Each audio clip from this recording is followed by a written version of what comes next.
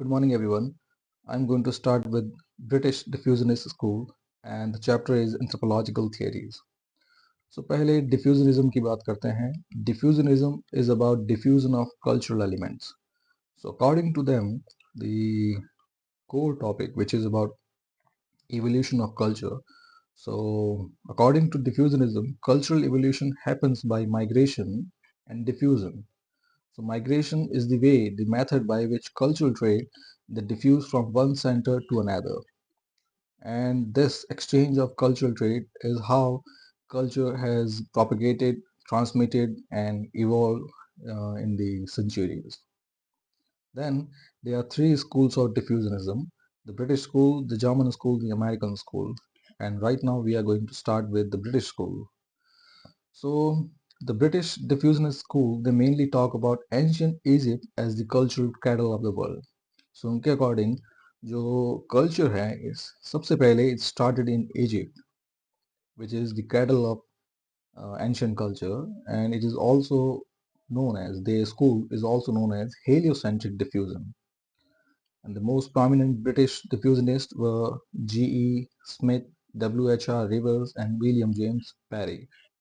So let's talk about Grafton Elliot Smith, G.E. Smith, who is the pioneer of British school, and he advocated that the culture first evolved in Egypt and then spread to the far corner of the world from around 4000 BC.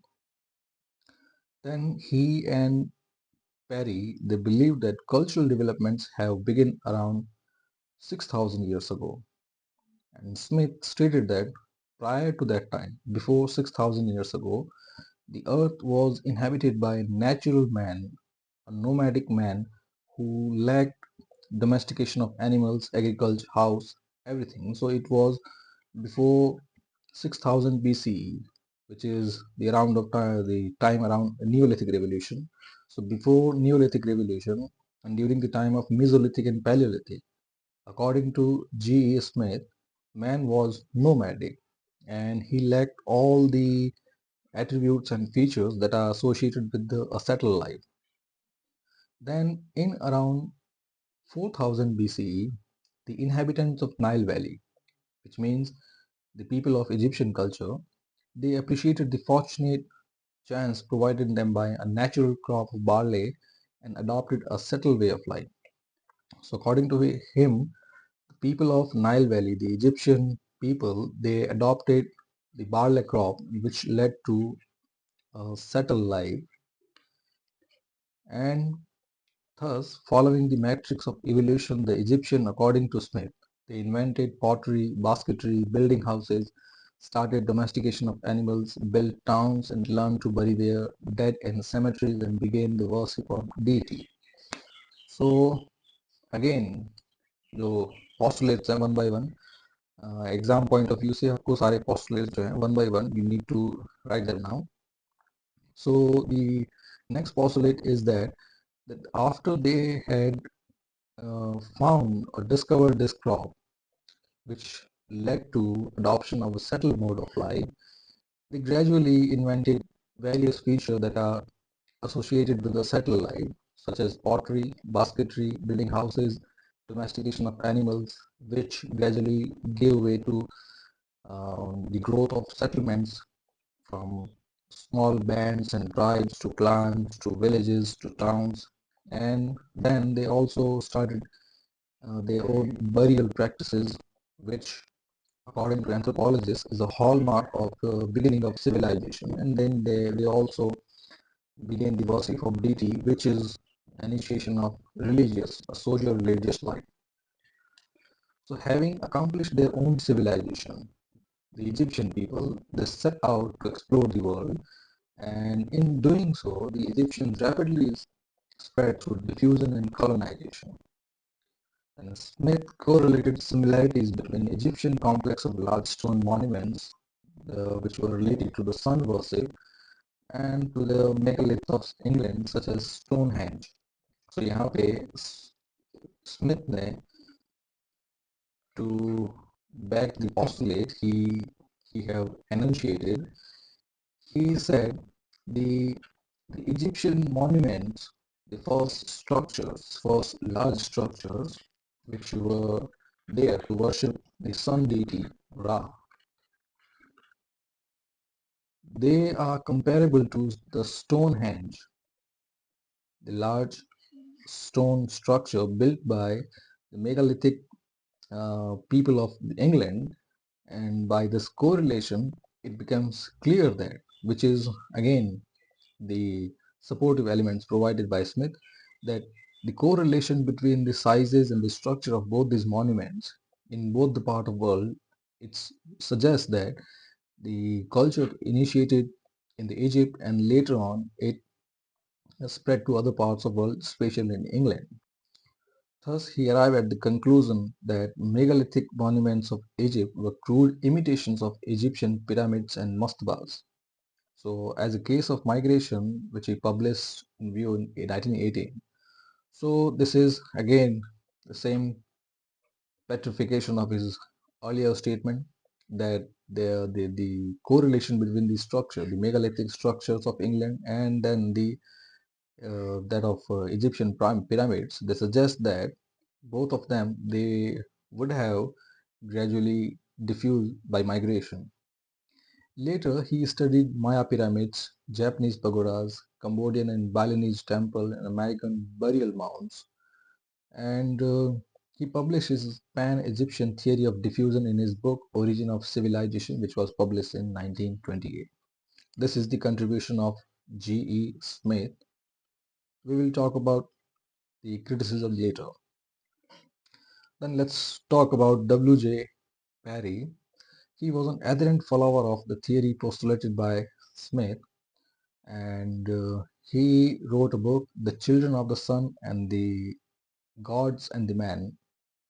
And in both of his work, by following the the works of or the theory of Smith, he formally established Egypt as the center of civilization. Then let's talk about W.H.R. Rivers. So his work, The History of Melanesian Society, which was published in 1914, it leaned heavily on the theory of degeneration. So according to this work, he sought the explanation of contrasts among Melanesian and Polynesian culture in terms of original complexes. So, the differences which he observed, and hence his conclusion was that the role of migration, assimilation, and cultural, they are profound in the existence of differences among these culture. Then, based on his assumption of how boatloads of men migrated to these islands and married local women, assimilated with the islanders, bearing their original burial culture. In reverse, he was of opinion that similarities in culture could be explained by closely examining the patterns of imitation and migration. So all in all, अब UPSC के perspective से आपको ये सारा नहीं लिखना है. You need to arrive at the crux, the gist of it. So all in all, W.H.R. Rivers, he studied the differences between the Melanesian and Polynesian culture, so both of which exist nearby. और उन differences में the differences which he found, and he attributed the factor, the cause, to the migration, assimilation, and acculturation. तीनों same है. Migration, the movement of people from one place to another. Then assimilation means अगर लोग एक जगह से दूसरी जगह गए हैं, then they firmly adopt the lifestyle and the culture of the place where they have emigrated. And acculturation, it means अब वो वहाँ पे गए हैं, then there is gradual intermixing and exchange of cultural elements between the new and the foreign people. So in तीनों processes से, which all these processes they can be clubbed into one single term, migration. So he put his faith on the migratory tendency of diffusion. So according to him, many men, boatloads, lot of people, they migrated to these islands, they married their local women, they assimilated with the islanders, and they also stopped their own burial culture and adopted the burial culture of the host. So in this way, the cultural elements from one center to another, or in simple, the cultural element of both Polynesian and Melanesian, they got diffused, exchanged, and assimilated. Then let's have let's look at the criticism of the British school of diffusionism. और उससे पहले एक बार वापस overview देख लेते हैं. So all in all, British school में the first, most of them, they talk about ancient Egypt as the cultural cradle of the world, which is also known as heliocentric diffusion. Then G.E. Smith, who was the pioneer of the British school, he advocated that culture first evolved in Egypt and spread to far corner of the world around 4000 BC. And the before that time, the man was a nomadic element. Then approximately 4000 BCE, around 4000 BCE, the people of Nile Valley, the Egyptian people, they discovered the barley crop and adopted a settled life, and with it also came various other attributes of settled life, such as pottery, basketry, building houses, domestication of plants, burial practices, and religion.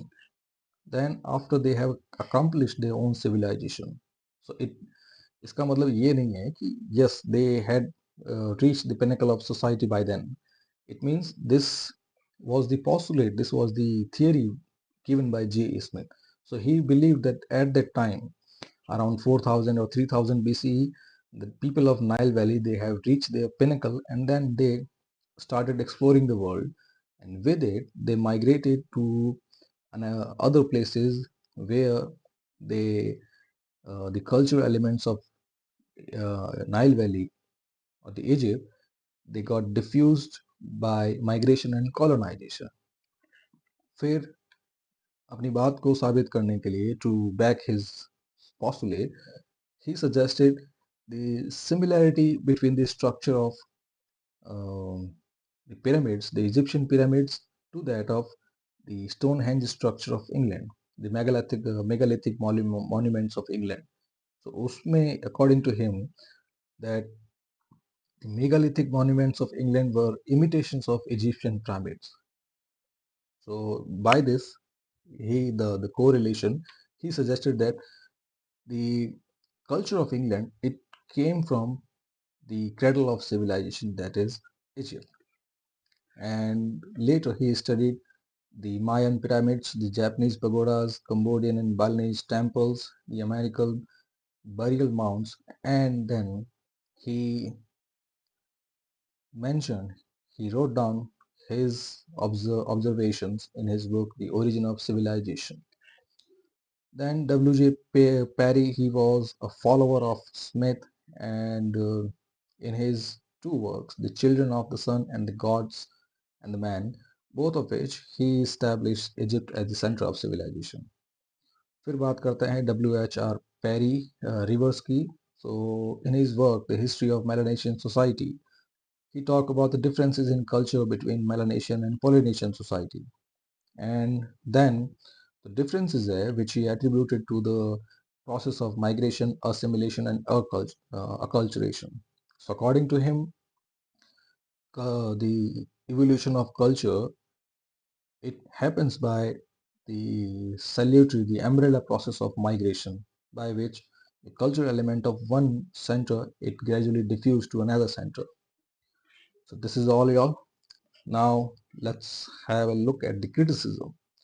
So first criticism, which is Egypt as the only epicenter of all invention, the only cradle of all civilization, it has the greatest flaw, and because of which this idea, it was denounced by other anthropologists as extreme diffusionism. Then hypothetical assumption of human being as uninventive. So second postulate according to which the British diffusionist school was criticized because it considered people of other culture as uninventive, and thus They established that Egypt was the only center of invention, and this idea was not acceptable to later anthropologists and even later discovery, which suggests that the culture evolved parallelly from different centers. It was because the even if the cultures were thousands of miles away, yet कुछ certain differences हैं और कुछ certain similarities हैं that exist between people of other than people of all the cultures. So वो similarity is all of them that belong to Homo sapiens, and all of them have certain concrete biological needs, and those biological needs along with the crude similarity of environment, क्योंकि चाहे the people they belong to the Egyptian culture or the culture of England or the Scandinavian culture or the Asian culture, Japanese culture, German culture, American culture, जितने भी हैं first they are homo sapiens, तो उनकी जो need है primary need food sex and psychological needs shelter, so ये need तो सबके अंदर कॉमन है.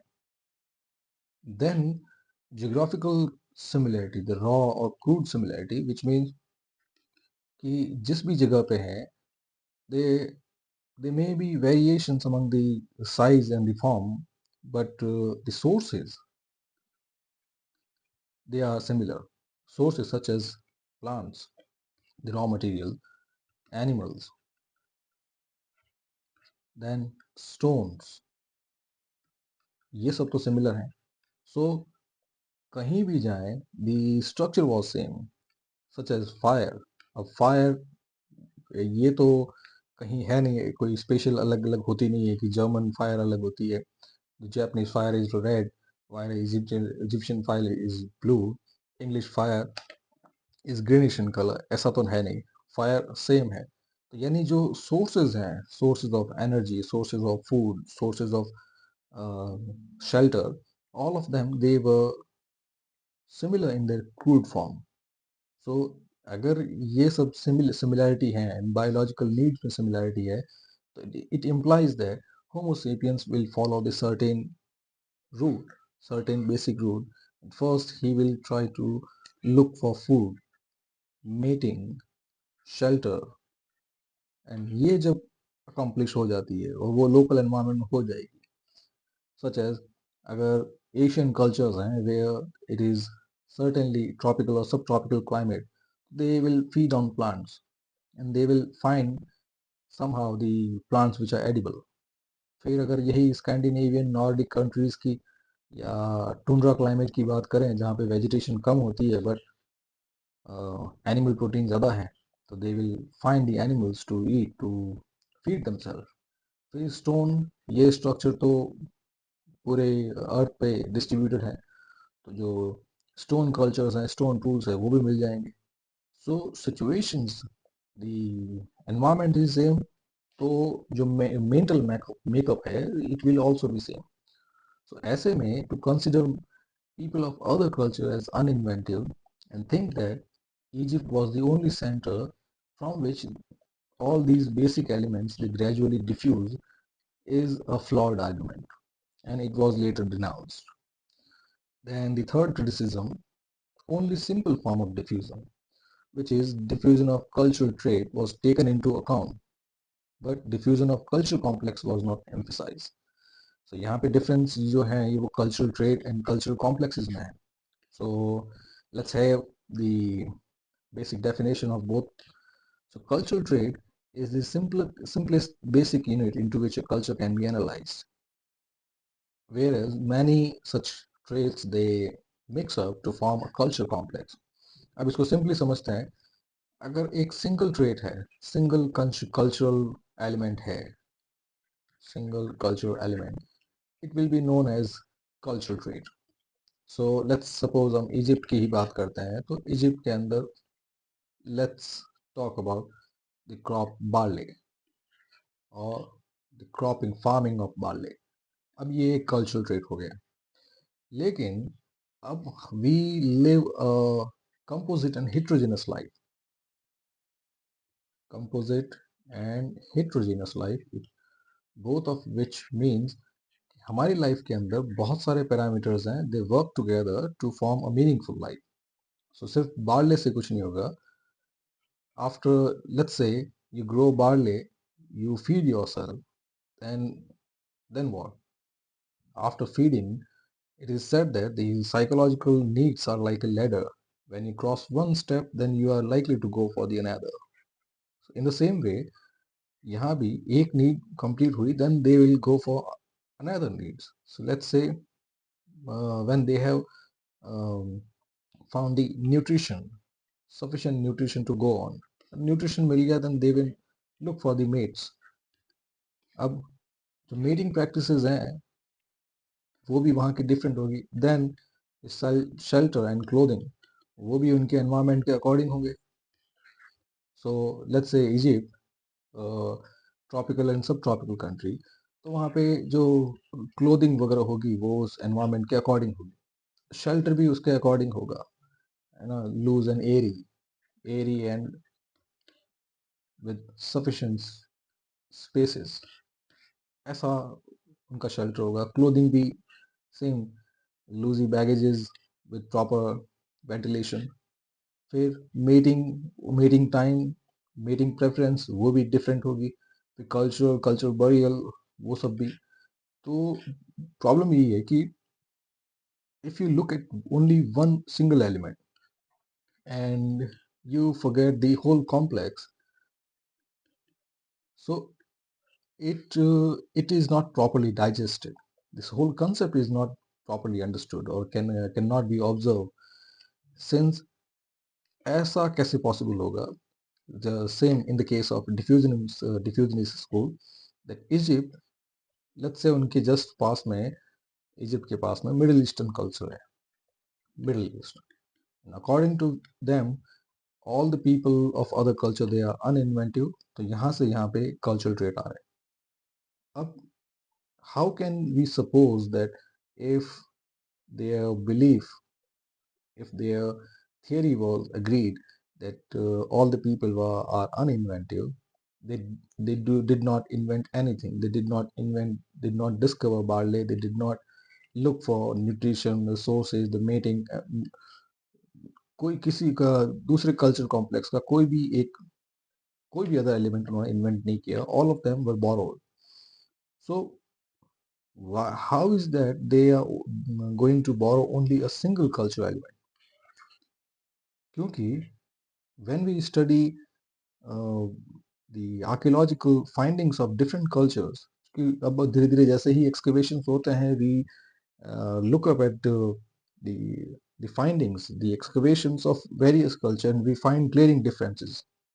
इजिप्शियन कल्चर, उनके माउंट्स अलग है, उनके हैबिटेशंस अलग है, उनके सेटलमेंट्स अलग है, उनकी टूथ एनिमल से उनकी डाइटिंग पैटर्न अलग मिला. वैसे ही मिडिल ईस्ट उनका अलग लग रहा है.